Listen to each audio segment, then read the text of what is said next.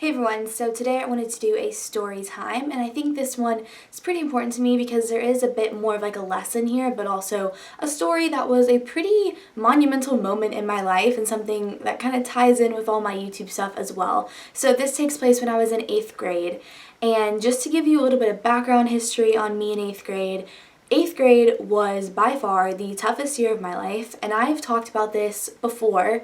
I've never gone too into depth, but I was very bullied in 8th grade. People were very mean to me, especially girls, and it was just not a good time in my life. I wasn't happy, and it was very difficult for me.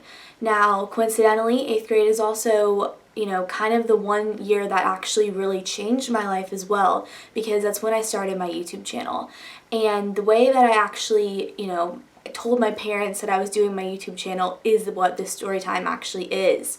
So in 8th grade, I was dating a guy that was in high school. I was unique in a way that I didn't connect with anyone really in my grade, honestly. I had friends and stuff, but I really hung out with girls that were at different schools. I didn't really connect with anyone in my own grade at my school. Like I said, I was dating an older boy, so all of his friends were older, so my good friends were older and they were at the high school and I was stuck in middle school.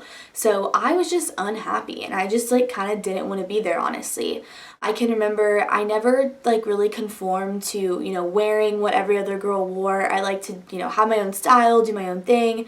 I didn't really have an interest in, doing the same things that these girls wanted to do.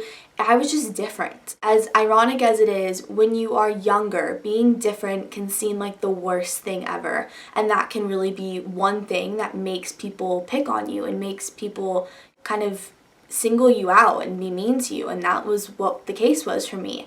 I would dread going to school. I would, tell my parents I was sick or I didn't feel well and I didn't want to go, and I literally tried to get out of going to school so much in 8th grade because I was just so unhappy with being at school and the way I was treated and the way I felt around these people that I didn't feel like understood me at all.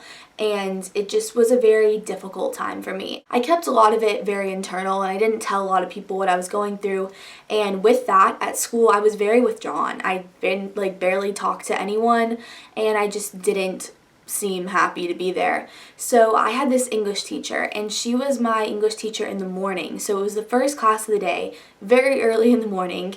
And for some reason, at the beginning of the year, I just kind of got the vibe that she didn't really like me.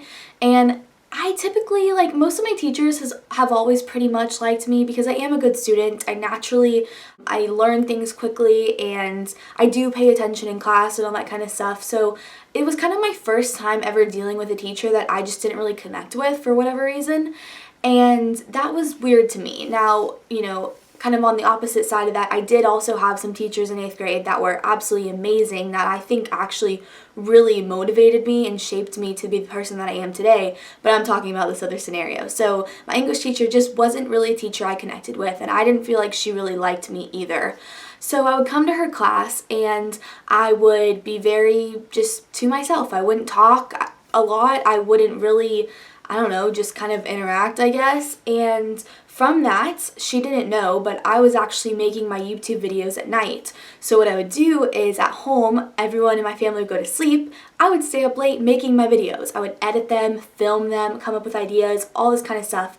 And that was the start of my YouTube channel. And it was so amazing to have girls write back to me on my videos saying that they loved my style or they loved how I did my makeup or they thought we could be best friends and all this stuff. And I was getting so much enjoyment and so much fulfillment out of making my YouTube videos. That was really where my focus was. And I would be at school in the morning in 8th grade in this English class just kind of dreading everyone around me, and in my mind I was just focusing on my YouTube. I wanted to be home talking to people that I felt like understood me and that actually appreciated me and all this kind of stuff.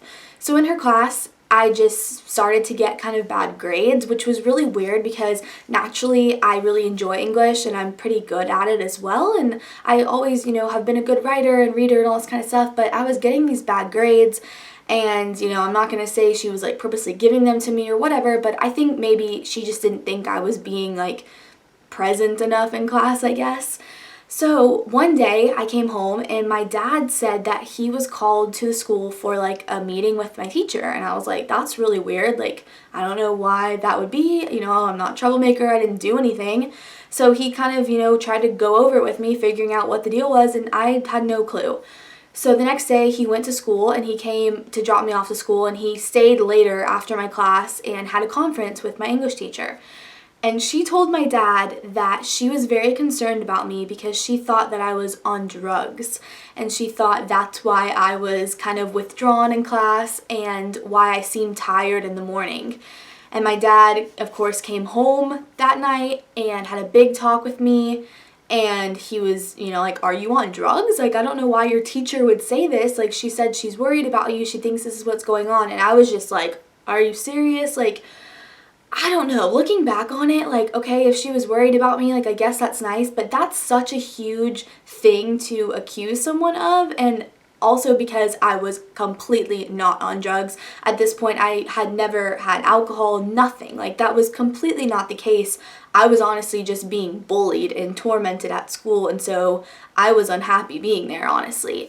And it made me think back on that moment that, I wonder how it would have gone differently if she had approached me or, tried to reach out to me in some way. And I want you guys to just know that life gets a lot better, I think, when you get older, honestly. And I will say it again, I think middle school is definitely the hardest time in life because people are changing and growing. And like I said, being different at that age can be a bad thing.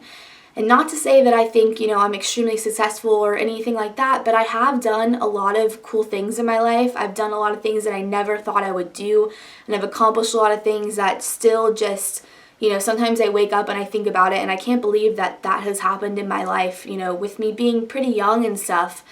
And if you told, 8th grade me that I would, design a swimsuit for Fashion Week and be in 17 magazine and do interviews with, Colby Calais and all these things, like I would never believe you. And as ironic as it is, I think that the reason that I've had these amazing blessings in my life is because I was different and because I tried to do something different and I tried to take a different path and kind of do my own thing. And I think that's really the only reason that I've been given this amazing opportunity to be able to talk to you guys.